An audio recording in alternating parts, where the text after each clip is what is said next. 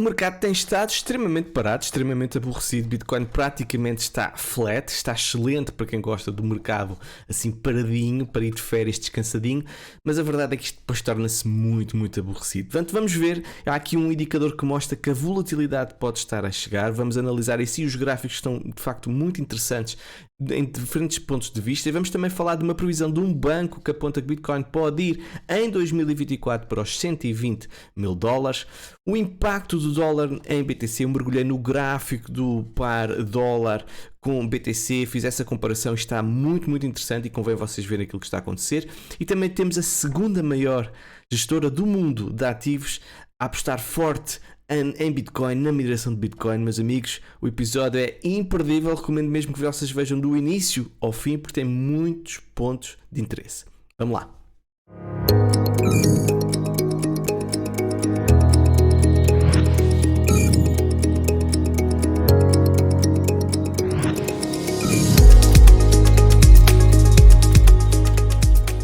Caros amigos, o tempo urge, reparem bem a quantidade de separadores que tenho aqui abertos, portanto tenho muito que falar e não quero fazer um episódio muito longo. Mas se é a primeira vez que me estás a ouvir, não posso deixar de dizer por vez o episódio até ao fim, e se achares que eu sou merecedor da tua confiança e de seguires aqui o canal, subscreve, coloca um gosto, comenta. Quem já é da casa, peço sempre o mesmo para ajudar o canal a crescer, para divulgarmos aqui o que está a acontecer no setor das criptomoedas. Portanto, vamos a isso, mas antes de começarmos, uma novidade muito, muito importante.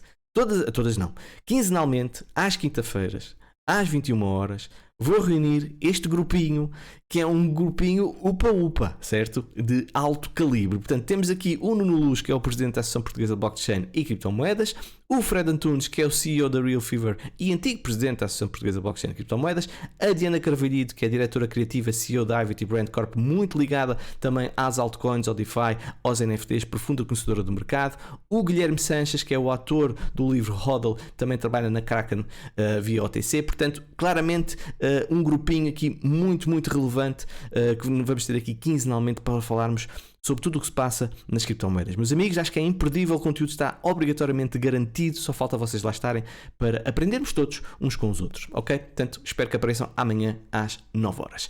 Vamos também aqui falar... Ai, os meus alertas são terríveis. Agora, se quiserem passar à frente, eu vou explicar a nova versão do meu indicador. Se quiserem passar à frente, vão ao final, vão ali ao espaço temporal do episódio e cheguem à frente, mas eu tenho que explicar que eu fiz uma atualização e acho que vale muito, muito a pena. Portanto, quem gosta de trading, meus amigos, ouçam isto, que acho que pode ser efetivamente uma mais-valia para vocês. Portanto, isto estamos a falar aqui vocês estão a ver o V2, portanto o Alex Crypto indicador V2, a versão 2, portanto que já expliquei como é que isto funcionava, tinha uma série de alertas de short, de buy, que obviamente tínhamos de estar a olhar para as tendências também, portanto tudo isso eu já expliquei, não vou estar aqui a falar novamente. Agora, ao passarmos para o 3.0, nós podemos ver imediatamente que há uma série de sinais do V2 que simplesmente desaparecem. Como, por exemplo, temos aqui estes que foram eliminados, estes também foram eliminados, estes também foram eliminados, também foram eliminados, também foram eliminados, também foram eliminados, também foram eliminados. Portanto, ou seja, há uma série de sinais que foram dados que são eliminados. E o que é que nós temos? Temos depois algo muito mais limpo, com muito menos trades, mas com um potencial de sucesso e efetivamente maior. Isto foi criado essencialmente a pensar na diária, no espaço temporal diário. Também dá para outros, mas foi otimizado mais para aqui, para a diária. Obviamente, e que o disclaimer é importante, não garante o sucesso, apesar do histórico ser efetivamente muito interessante.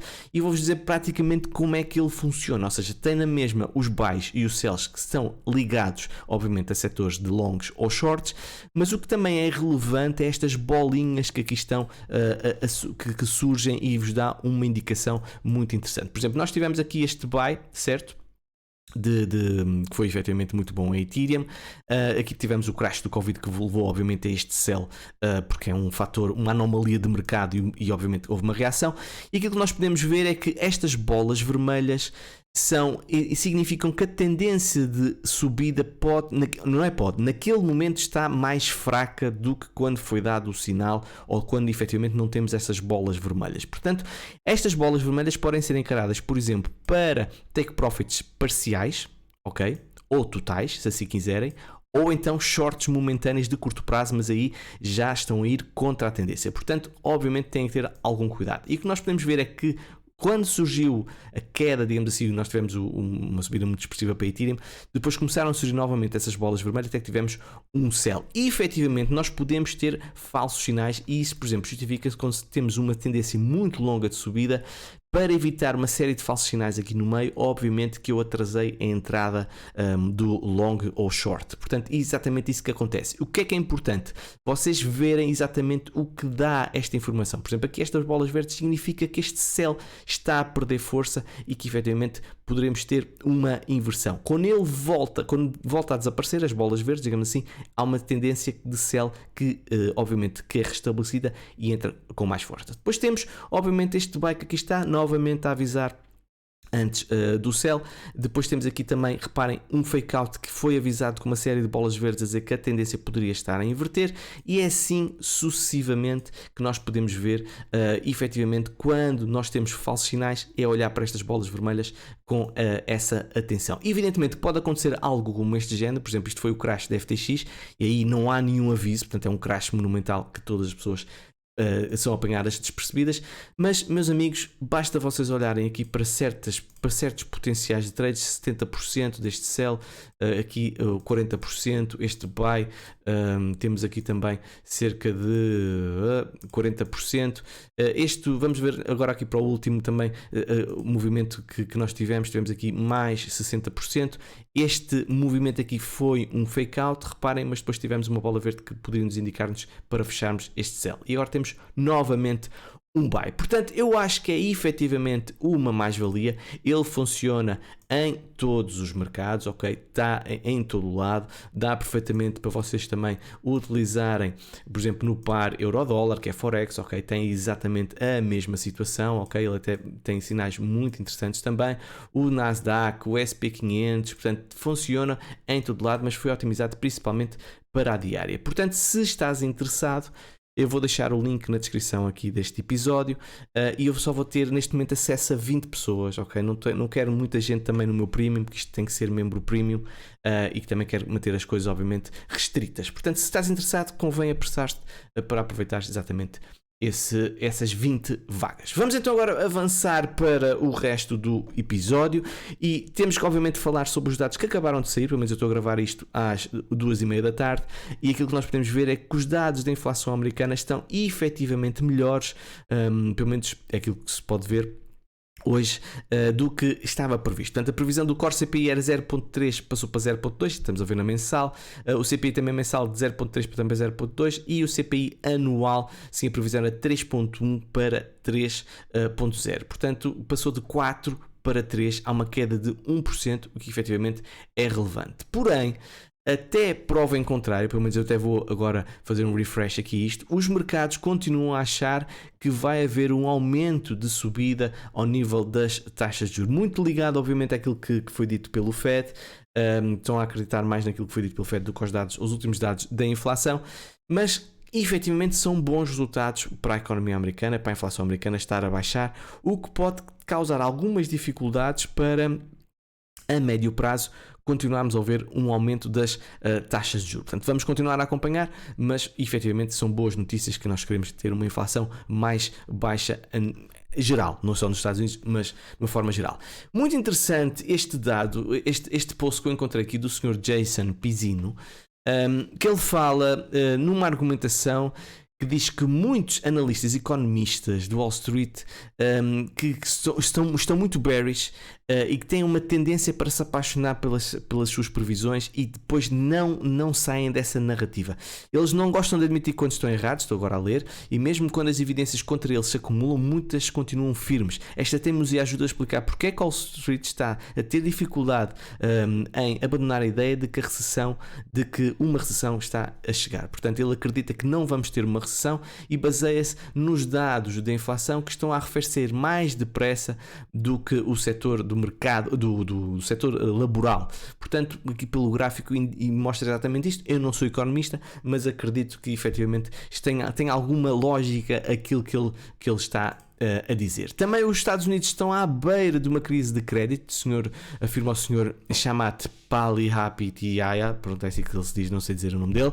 No mês passado, ele alertou que muitas das maiores empresas dos Estados Unidos estão prestes a atingir um enorme muro de dívidas e as contas vão vencer em janeiro de 2024. O bilionário disse que o rápido aumento das taxas de juros no ano passado está a pressionar muitas empresas que se endividaram de uma forma muito agressiva durante o auge da pandemia, quando as taxas de juros estavam aproximadamente em 0%. Eu acho que isto é algo que o Fed tem sempre que olhar e ver o que é que está a acontecer ao nível da economia, porque, e aqui vai um bocadinho contra o que disse este senhor Jason, porque se nós temos este cenário, ok, em que muitas empresas entram basicamente em incumprimento, evidentemente que elas vão cair e evidentemente que temos uma recessão americana. Portanto, eu acho que aqui não há volta a dar.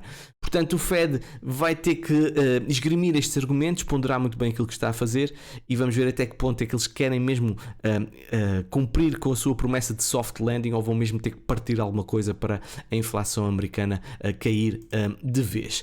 Notícia relevante: Bitcoin pode subir para $120.000 até ao final de 2024 e quem diz isto é o banco Standard Chartered, que aponta exatamente para esse valor. Eles tinham uma previsão de 100 mil e depois agora atualizaram para 120 mil. Portanto, o aumento da lucratividade dos mineradores por Bitcoin extraído significa que os mineradores podem vender menos da sua produção, mantendo as entradas de caixa, reduzindo assim a oferta líquida de Bitcoin e assim elevando os preços de acordo com o relatório. Portanto, eles acreditam que os mineradores com a subida do preço vão vender menos. Isso é verdade numa fase inicial, digamos assim. Se as pessoas acreditam que efetivamente estamos em bull market, eles guardam as moedas para vender de uma forma, quando o preço está mais elevado, mas também tenho que dizer que estas previsões valem o que valem e, por exemplo, estes senhores no passado apontaram que o BTC iria provavelmente atingir os $5.000, que iria ter uma queda de 70% em 2023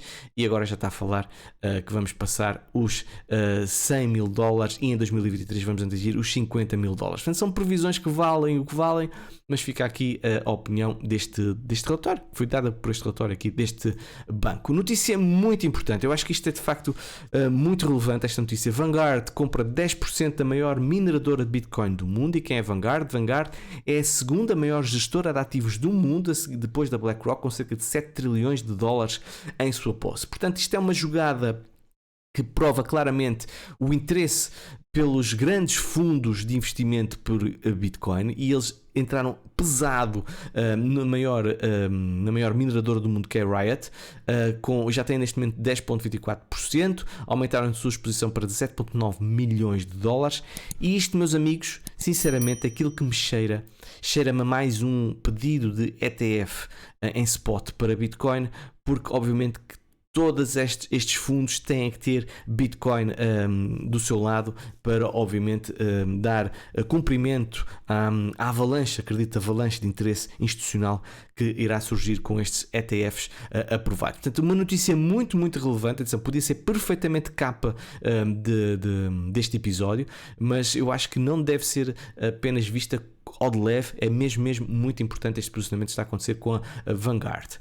Também dizer que o mercado de criptomoedas tem 420 milhões de investidores e 10 mil empresas neste momento já no setor das criptomoedas e dizer que este número cresceu 4 vezes em 4 anos. Portanto, se isto não é adoção em massa, meus amigos, não sei o que é que será. Portanto, o ritmo de crescimento do setor das criptomoedas está imparável. Portanto, isto é uma das maiores garantias que o sucesso efetivamente está aí e que a evolução e o crescimento do setor das criptomoedas vai continuar e mesmo atravessando um bear market que nós tivemos um aumento muito expressivo ao nível de número de investidores e de empresas também que estão neste mercado. E também, além disso, temos 200 mil pessoas que estão empregadas em diversas áreas da indústria em todo o mundo, entre elas aproximadamente 62 mil trabalham em bolsas e corretores e 40 mil estão envolvidas em atividades relacionadas com protocolos blockchain, análise e mineração. 12 mil artistas, produtores de jogos e outros profissionais estão também a direcionar as suas habilidades para o emergente mercado de NFTs. Portanto, claramente notícias bullish aqui que vos trago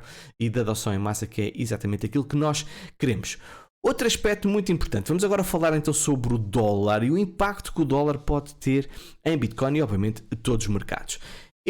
Pelo mesmo senhor, o senhor Jason Pizzino que citei há pouco, ele referiu aqui que Bitcoin nunca passou por uma queda significativa do dólar que se fosse superior a 30%. E nós estamos no segundo semestre do ciclo económico e imobiliário, num ciclo de 18,6 anos, e é normalmente neste momento que o dólar cai com uma queda muito expressiva, superior a 30%. E nós estamos exatamente nesse momento, ou seja, o segundo semestre desse ciclo de 18,6 anos, portanto não quer dizer que seja hoje, ou amanhã, ou para a semana, ou daqui a um mês, mas que essa queda do dólar de uma forma muito expressiva, superior a 30%, pode estar efetivamente a chegar.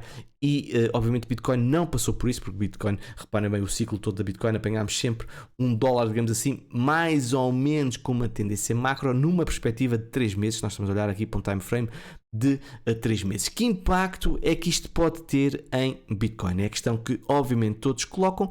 Pois bem, para isso nada melhor do que compararmos diretamente o desempenho do DXY com a Bitcoin. E aquilo que nós podemos ver, meus amigos, é muito claro, ok? Tirando a altura em que Bitcoin estava em valores muito baixos, valia centenas de dólares, a partir do momento que ela teve o primeiro ciclo de alta em 2017, aquilo que nós podemos ver claramente é o que aconteceu com o dólar, é que nós tivemos uma queda do dólar que mostra exatamente esse movimento, digamos assim, proporcionalmente inverso, ou seja, o dólar a cair e temos depois Bitcoin a subir. Depois o que é que nós tivemos? Nós tivemos o dólar a valorizar e nós o que é que tivemos? Tivemos um bear market muito expressivo aqui de BTC. Depois tivemos então este movimento inicial de BTC, mas depois também tivemos nova correção e nós temos sistematicamente o dólar aqui a subir. Até que depois, finalmente, BTC arranca, depois do halving, BTC arranca para este enorme ciclo de alta que nós tivemos basicamente dos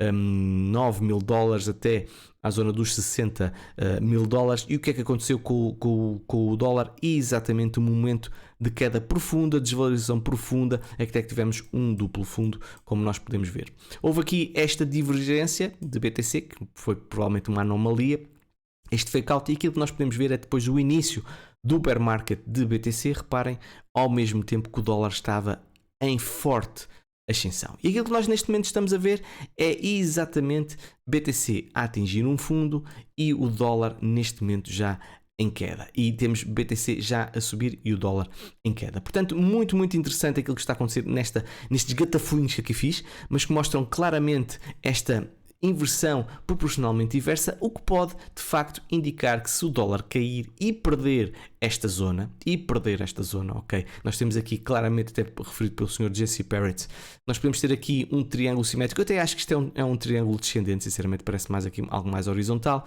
E se nós perdermos esta zona, obviamente que BTC vai valorizar-se, e aqui também ele diz que se você está à procura o que é que pode levar as ações muito mais para cima no segundo semestre de 2023, e que tal o dólar americano começar a desmoronar-se de uma forma muito agressiva. E algo que pode contribuir para isso é exatamente esta notícia também.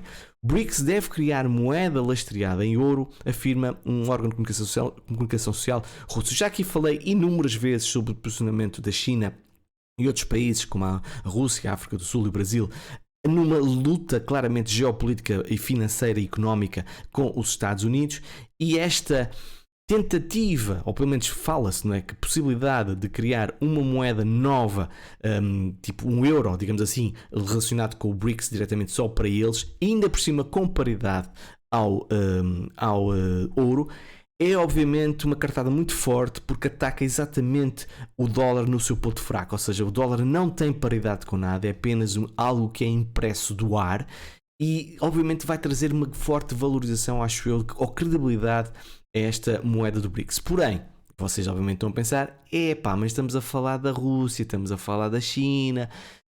Verdade, isso é verdade. Obviamente nós não são países que as pessoas podem ficar completamente tranquilas, e obviamente que esta moeda vai ser utilizada como arma de arremesso, tal como o dólar tem sido utilizado pelos americanos. Portanto, isto faz parte aqui deste jogo, entre aspas, que eles estão do domínio do mundo, digamos assim, domínio económico. Mas eu acho que vai ser uma cartada muito importante que pode pressionar muito o dólar, porque não posso reparem, desde 1971 que o dólar não tem paridade com nada, com ar apenas.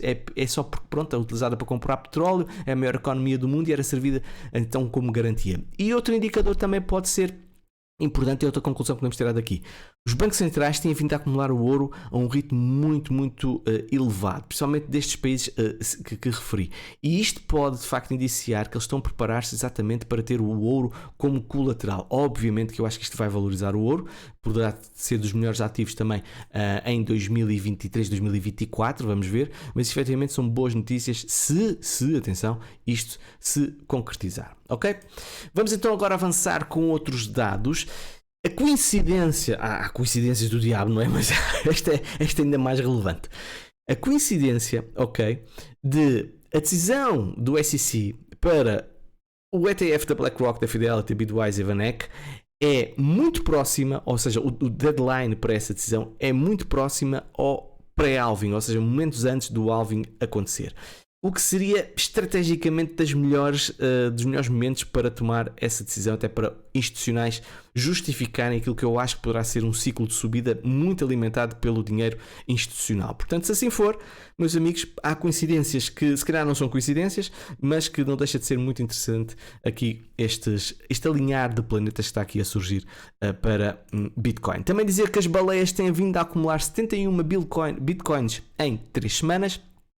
Foram acumulados especialmente em endereços com mais de 10 mil BTC, apesar desta lateralização do preço nas últimas semanas, significa exatamente isso, acumulação. A empresa de análise on-chain Glassnode observa que após o anúncio do pedido de um ETF de Bitcoin no dia 15 de junho, a parcela de fornecimento de Bitcoin mantida negociada por entidades americanas teve um aumento substancial, ou seja, isto foi um catalisador muito importante para o setor tradicional. Como eu já vos disse, a BlackRock veio validar uma narrativa e uma aposta no crescimento de Bitcoin, então muitos deles acordaram para a vida e começaram então a investir em BTC antes que fosse tarde demais, ou tarde demais não, pelo menos não apanhem uma entrada tão interessante.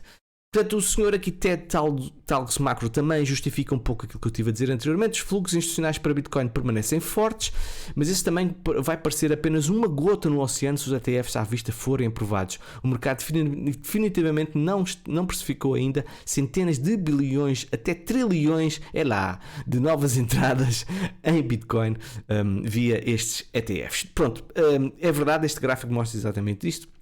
Aqui os inflows, neste caso, no setor das criptomoedas, que claramente nas últimas semanas entrou muito dinheiro no espaço cripto. Que assim seja, meus senhores, que assim seja significa que nós tínhamos razão desde o início. E o que dizer do que está a acontecer ao nível da reserva? Isto é impressionante, isto é mesmo impressionante. Desde o crash do Covid, nós tivemos uma inversão de uma tendência que vinha desde o início da história da Bitcoin. Ou seja, neste momento nós estamos em mínimos de 5 anos ao nível das reservas de Bitcoin nas plataformas, ou seja, neste momento está em 11,5%. Eu compreendo que haja alguma desconfiança ao nível das plataformas centralizadas e que justifiquem isto. Também tenho que dizer que isto obviamente pode tornar a BTC ainda mais escassa, ou seja, porque se as pessoas querem comprar BTC e se elas existem cada vez menos nas plataformas, o que é que isso fará? Inevitavelmente fará uma valorização do preço, digo eu, é um ativo mais escasso. Mas surpreende-me, sinceramente, uma desvalorização tão expressiva e tão constante daquilo que está a acontecer com Bitcoin ao nível das diferentes plataformas. Vamos continuar a acompanhar isto, mas de facto é interessante. Vocês podem ter outra teoria. Se têm outra teoria, deixem nos comentários, também estou curioso em saber qual é a vossa opinião. E o que dizer deste gráfico? Eu sinceramente, estive a pesquisar por confirmação desta notícia, porque houve um aumento, isto é um aumento inacreditável, um despejo enorme de Bitcoin nas plataformas por parte dos mineradores, mas é mesmo elevadíssimo, mais alto do que os picos de 2018, 2021, quer dizer, eu acho que isto sinceramente, é um erro qualquer, mas eu não posso deixar de partilhar isto convosco. Se vocês encontrarem também informação relativamente a isto, por favor também transmitam, ou passa-se algo muito estranho, vai haver um despejo inacreditável de Bitcoin e então vamos ter uma queda brutal de BTC, porque a quantidade de Bitcoin que está aqui é elevadíssima, ou então isto é mesmo um bug aqui que está a surgir. Portanto, não sei. Eu estive à procura de notícias relativamente a isso, não encontrei nenhuma, portanto, para já encaminho mais para um bug do que efetivamente ser verídico. Mas vocês digam se encontrarem também alguma coisa. Agora, notícias ao nível de rodapé, FTX abre site para investidores registarem as suas criptomoedas e o seu token FTT dispara. Portanto, a partir deste momento existe um portal de reivindicações para os clientes tentarem obter informações e tentarem ter uma prova que têm de facto moedas NFTX para depois, obviamente, tentarem recuperá-las. Portanto, espero que tudo se resolva, que isto foi efetivamente muito, muito mal para muita gente e algumas pessoas até que eu conheço. BIS declara guerra contra criptomoedas. BIS é o banco dos bancos centrais e eles dizem que criptomoedas não servem como dinheiro. Olha que surpresa, não estava nada à espera. Porém, não deixe de lembrar uma contradição, porque no passado eles disseram que os bancos centrais podiam aumentar a sua parcela de investimento em cripto, julgo que era de 1% para 2%, mas posso estar aqui a dizer um erro e não me citem relativamente a isto, ok? Mas pelo menos eu não tenho a certeza. Tenho a certeza absoluta que eu lembro de ter dado uma notícia que houve um aumento de exposição, um pedido de aumento de exposição por parte do BIS para com os bancos centrais. Agora a porcentagem em si é que já não me recordo muito bem. Mas de acordo com o BIS, as principais falhas das criptomoedas são a alta fragmentação e congestionamento da rede, altas taxas, falta de transparência, consistência, confiabilidade nos dados e pseudo-anonimato. Portanto, algumas destas eu até posso aceitar em algumas moedas, por exemplo, congestionamento da rede, já surgiram problemas em um ou outro token, altas taxas também já surgiram, obviamente, um ou outro ponto, mas comparando com o setor tradicional, acho que as taxas são efetivamente mais baixas. Agora, falta de transparência não percebo, sinceramente. Se há sítio onde há transparência, é blockchain. E se há sítio onde não há transparência, é exatamente no setor tradicional. Consistência e confiabilidade nos dados também, é o que eu digo, só se for determinados tokens, se calhar escolher uma memecoin qualquer ou uma coisa assim qualquer para justificar certas coisas. Agora, confiabilidade dos dados de Bitcoin, qual é a dúvida? Sinceramente não percebo. Ethereum, qual é a dúvida? Sinceramente também não percebo. Pseudo-anonimato, também não percebo muito bem, porque tem muito mais transparência, e este anonimato ou pseudo-anonimato é sinceramente uma não questão, porque nós podemos ter obviamente uma blockchain que dá transparência nas suas transferências e ao mesmo tempo também protege o anonimato das pessoas. Obviamente quem anda a investigar as carteiras depois descobre quem é quem, mas não é toda a gente, quer dizer, ninguém sabe qual é a minha carteira que eu faço transferências, eu sou um Zé Ninguém, portanto acho que as coisas também não são bem assim. Portanto, o BIS também afirma que até agora as criptomoedas falharam em aproveitar a inovação para o benefício da sociedade. Eu acho que isto é uma afirmação precoce, extremamente precoce, porque nós estamos no início e também se calhar, e também muita gente dizia que a internet não valia nada e que não servia para nada, bem como as transações online também não valiam nada, os cartões de crédito não valiam nada, e depois deu no que deu. Portanto, muito, muito precoce esta afirmação. Mas fica aqui a informação. Ouro e Euro, Tether anuncia mais duas stablecoins. Tether claramente a posicionar-se como um maior gigante, digamos assim, das stablecoins no setor das criptomoedas e fazer paridade, digamos assim, com o euro e o ouro. Acho que vai ser muito, muito interessante. Portanto, vamos ter o Euro T e o Shao T. Portanto, exatamente com euro e dólar proporcionalmente uma paridade direta com Tether. Portanto, obviamente que são boas notícias aqui que está a surgir, que eu acho que isto é interessante ter um Tether forte, nós não queremos ter um Tether fraco. Efetivamente não era muito boa ideia acontecer alguma coisa a Tether. Fundador da Polkadot sugere mudança para Polkadot 2.0. Eu acho que sinceramente Polkadot tem uma ideia inovadora, as Parent Chains e tudo mais, mas eu acho que falta vingar esse conceito, e esse conceito ainda não está vingado e já estamos a falar num Polkadot 2.0.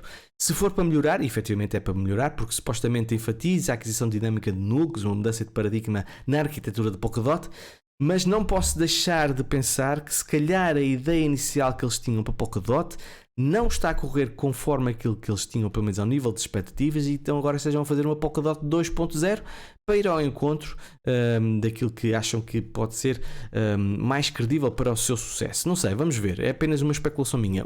Christian Wood afirma que os melhoramentos planeados prometem tornar DOT mais do que simplesmente outro token e vão servir como uma porta de entrada para o grande fluxo de empresas do Web 2 para o Web 3. Pronto, que assim seja. Eu disse Christian Wood, mas é o Gavin Wood, peço imensa desculpa, peço desculpa, Gavin.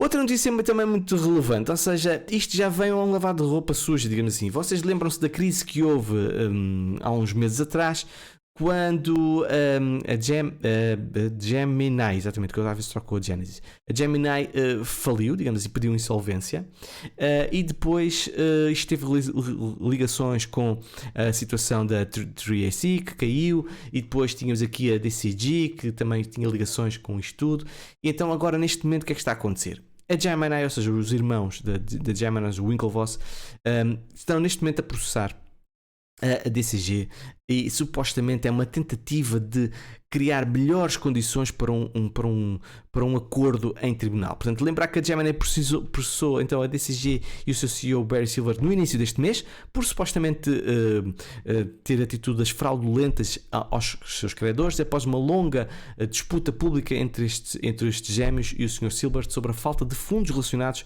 ao programa EARN da Gemini. Portanto, este programa EARN da Gemini funcionava por meio de uma parceria com a Gemini e tinha como subsidiária a DCG, que receberia depósitos em cripto e pagaria juros aos depositantes. Mais tarde, então, quando a Genesis faliu, em parte devido à sua exposição e ao agora falido fundo da 3AC, os fundos dos depositantes do EARN não puderam ser pagos de volta, portanto a DCG não conseguiu então dar esse capital. Portanto, meus amigos, vão todos para o tribunal, olha, seja o que Deus quiser, desde que não haja consequências para a Grayscale, porque a Grayscale está ligada com a DCG, é isso que nós não queremos ver, portanto tenham um juizinho e não estraga nada. Vamos então agora falar sobre os gráficos e como é que as coisas estão a correr. Ou seja, Bitcoin está claramente a fazer naquilo que eu acho uma bull flag.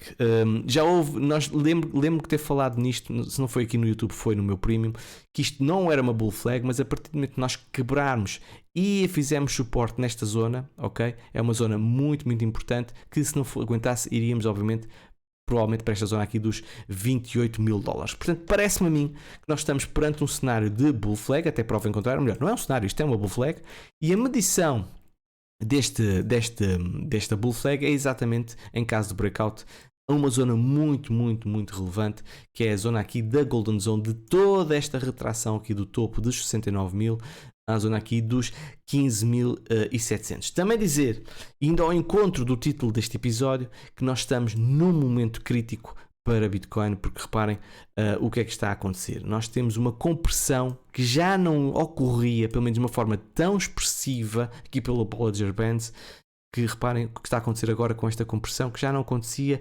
desde janeiro, se não estou enganado, exatamente janeiro de 2023. Em janeiro de 2023 nós tivemos um breakout superior, não sabemos, que atenção, esta compressão não indica uma tendência, mas sinceramente, se as coisas continuarem assim, por tudo aquilo que eu disse, na minha opinião, a probabilidade maior é de subida e de fechar este gap que aqui está na zona dos 34 a 35 mil que ainda falta ser fechado. O problema é que depois temos vários gaps aqui em baixo, mas isto é conversa para outras núpcias, não vamos agora ser pessimistas. Também dizer, muito importante o que está a acontecer na semanal ao nível de Bitcoin, porque se vocês virem bem, desculpa, eu vou mudar agora aqui isto, peço desculpa. Para a BLX, exatamente, para todo o histórico. E aquilo que nós podemos ver, disparate. Esta é Moving Average de 21 períodos, atenção, não é de 10, como estava ali, porque a de 21 períodos serve muito bem para nós vermos onde é que estão os suportes, e basta vocês olharem para isto e verem exatamente isso, que serve como resistência, como suporte, e ela normalmente, quando tem esse breakout, costuma ir tocar nessa Moving Average e fazer suporte ao longo dessa subida. E aquilo que nós estamos a ver é exatamente isso. Nós já tivemos o breakout, não é? Passámos acima dessa linha móvel, viemos fazer suporting aqui com uma Dragonfly Doji Candle que é extremamente bullish, e depois viemos fazer novamente suporte aqui na zona aqui em junho de 2023, e agora estamos então acima dessa Moving Average. Se nós mantivermos acima desta linha móvel continuar a avançar para cima, isto é muito, muito bullish para Bitcoin. A nível de altcoins de facto podem ter aqui algo assim, até um rasgo aqui de alguma tendência de subida. Eu agora até vou ligar aqui um indicador para vocês verem. O sinal de buy já veio desde aqui, desde dezembro de 2022, ou seja, claramente a apontar para uma subida, e aquilo que nós podemos ver é que ainda não temos estas bolinhas vermelhas a dizer que há um enfraquecimento, digamos assim, da tendência, portanto ainda dou maior probabilidade ainda para a tendência de alta, mas nós já estamos a começar a ver alto mais baixo aqui a surgir, ou seja, daqui da zona dos 52% para a zona dos 51,6%, e se nós quebrarmos esta linha aqui dos 50%, quase 51%, eu acho que nós efetivamente podemos ter aqui uma alt season aqui a surgir, até porque, principalmente se não aguentarmos esta linha de parábola, como vocês podem ver. Há uma ou outra altcoin que está interessante, por exemplo, eu tinha entrado, onde é que ela está? Entrei em 1 inch, mas ela disparou disparou aqui assim e já tinha aqui sinais, estas bolinhas verdes aqui a surgir que me levaram a querer entrar depois breakout desta estrutura. Também não é que eu tinha Theta, também entrei, também breakout da estrutura e também com ali muitas bolinhas verdes. Engine também é a mesma coisa. Engine não fez um breakout, esta se calhar antecipei-me um bocadinho. Zilliqa, mas não era esta, caraças, onde é que está? É esta. Esta aqui, repare que Shen, de facto, ontem à noite tinha feito aqui uma engolfing muito interessante, tinha aqui uma série de bolinhas verdes, probabilidade de inversão aqui de tendência ainda não está confirmada, mas quis molhar aqui o dedo. Aliás, ela está a ser rejeitada, já teve um lucro muito mais interessante. Meus amigos, apenas para terminar, dizer que tudo isto podem encontrar no meu canal Premium. Se tiverem interesse, podem lá entrar, está na descrição do episódio como podem aceder. E mesmo para acabar, uma coisa muito estúpida. Pelos vistos, o Sr. Elon Musk quer andar à porrada com o senhor, esqueci-me o nome dele, o dono do Facebook. Esqueci-me o nome dele, vocês sabem. Pronto. E assim, pronto. É assim, quando nós temos duas das mentes mais inteligentes do mundo, das gestoras de uma das maiores empresas do mundo, a dizer que vão andar à porrada ou tencionam mandar à porrada, este anda a treinar com os gajos da pesada do kickboxing, logo o que é, este anda a dizer coisas disparatadas no seu Twitter. Às vezes questiono-me se o mundo perdeu a cabeça, sinceramente. Mas enfim. Meus amigos, espero que tenham gostado do episódio. Amanhã, sem falta, às 9, apareçam na live, que vai valer muito a pena. Tchau, beijinhos e abraços.